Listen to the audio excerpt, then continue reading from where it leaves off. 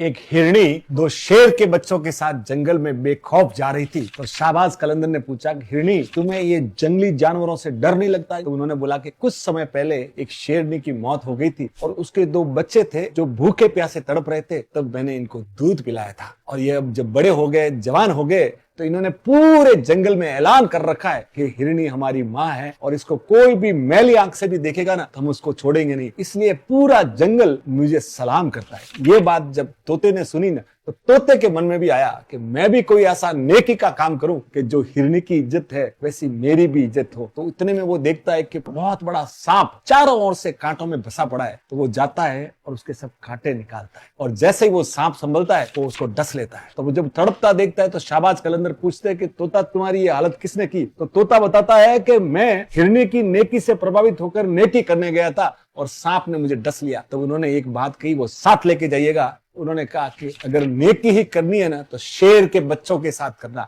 अगर नेकी ही करनी है तो शेर के बच्चों के साथ करना। बदजात को नेकी रास नहीं आती। इसलिए कहते हैं सर, एहसान भी करना है तो उन लोगों के साथ कीजिए जो एहसान का मतलब समझते हैं, नहीं तो आपकी नरमी को कमजोरी समझ लिया जाएगा। Thank you sir.